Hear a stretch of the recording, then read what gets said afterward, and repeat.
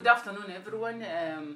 We start this day by saying that it's Women's Day, but before that, I want to take this singular opportunity to thank God, Almighty God, for allowing us to be here and to talk to each other and to celebrate today, the 8th, the Women's International Day. It's a global day celebrating the social and economic, cultural and political aspects of our society. You know, sometimes I sit somewhere and I ask myself, can we ever have an equal world? Imagine if we had to have a gender equal world, a world free of biases, stereotypes, and one that is diverse and equitable and inclusive. That's, I guess, what we are looking for when we talk about gender equality. A world where differences are valued and celebrated individually as they come. A world where together the entire gender human being can forge ahead for women's equality collectively and individually.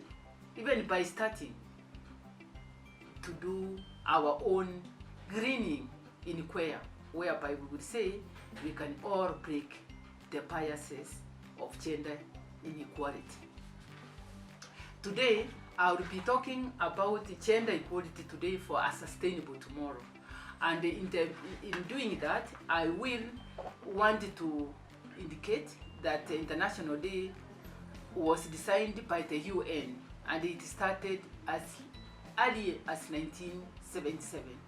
Commemorating the socio-economic culture, as I've indicated, the political contribution of women in the world.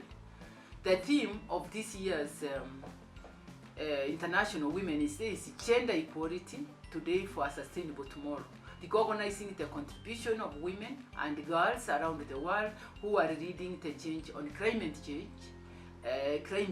change adaptation, mitigation, and response to build a more sustainable future for all.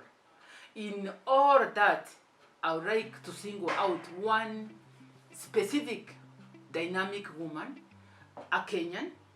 Unfortunately, she's late, but her legacy continues to guide us. This is none other than Professor Wangari Maathai, a lady who was able to internalize the inequalities that there were. She was able to deal with them at an individual level and was able to actually sustain one important pillar of Kenya today. That pillar is Uhuru Park, and I want to mention it. Uhuru Park, sometime in the, I believe it is in the 80s, when it was said that we must build a huge building. I think it was supposed to be 30-story building, you know, just for us to show that we can build huge, tall buildings.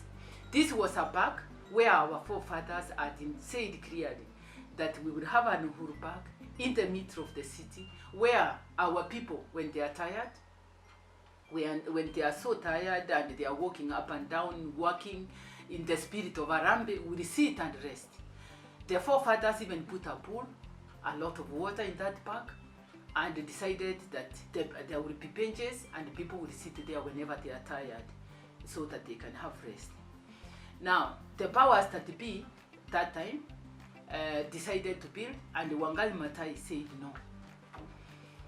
The late Professor Wangari Maathai's story shows a person who fought against and overcame society prejudices because of her gender. Being a female in a highly patriarchal society. Ethnicity not favored with the leadership at that time. Cultural setting, being an independent young woman, a scientist in a traditional work environment. And time where educated women were rare. And finally, political atmosphere where authoritarian leadership was the norm. Despite this, she succeeded in her academic pursuits, followed up opportunities to study abroad, secure a prestigious job here in Kenya, and still put the local population ahead of her. The needs of the local population was in her heart. She worked hard at grassroots. Her non-conformity meant she paid dearly for personal choices that she made. From beatings at rallies, we saw them at the rallies where she was beaten and her hair was pulled up. From beating at rallies, I repeat, political isolation, losing her job, becoming bankrupt, family breakups, and even losing her personal freedom and going to jail. These are some of the issues we remember of one of us standing for us. Back home in Cuea, as we celebrate this International Women's Day, I want to say that it is an opportunity for all of us at Cuea to celebrate the remarkable women we work with and the contribution they make. It is also a chance for all of us to recommit to Cuea being a place of opportunity, empowerment, and equal reward for women. At Cuea, there are countless individual women, students, female students, faculty members, staff working in all corners, our alumni who have been our students and have gone out and have come back. We have our supporters and friends who have had tremendous and trade-praising impact across our disciplines. But I want to remind women one thing. Although we have made progress in acknowledging women's contributions, many exemplary heroes are still at the periphery of men. Like what I've just explained to you about Wangari Maathai.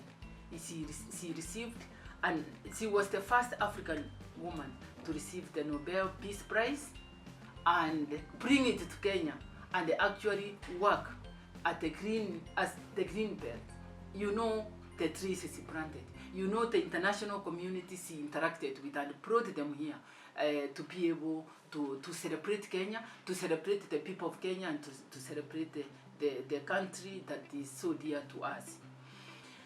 The last thing I want to say is to you, the women of Cuea, you the students, you the faculty members, you my colleagues, my friends, and our brothers whom we work with.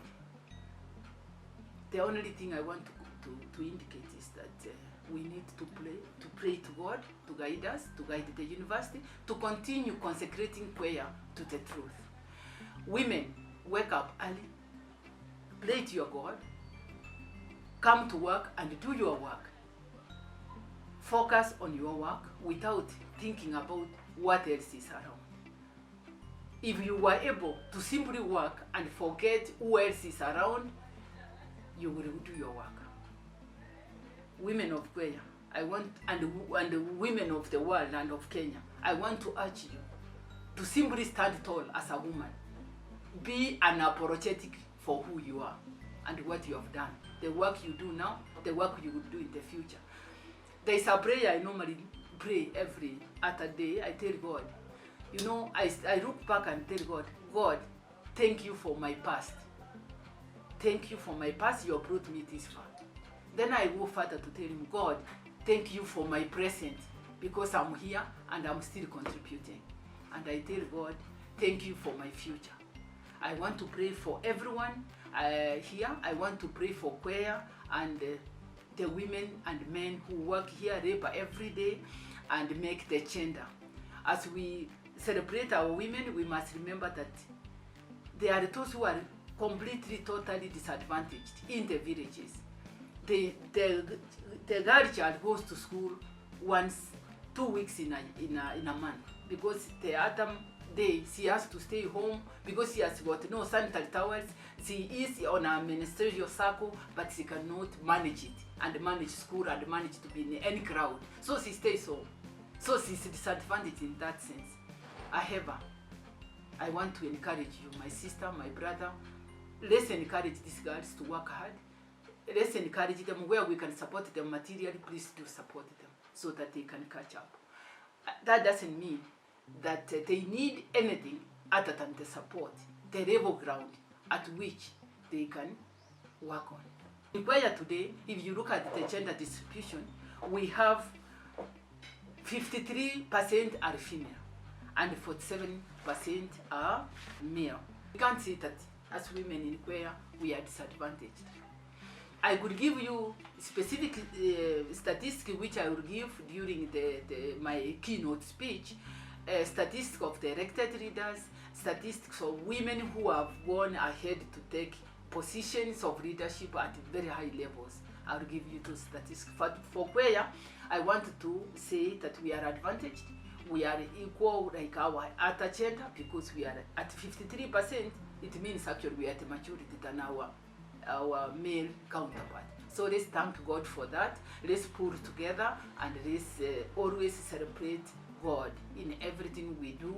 We ask Him to touch, to be with us, to touch everything we do and we touch and do, so that we are blessed as the university is motto that we be prayerful.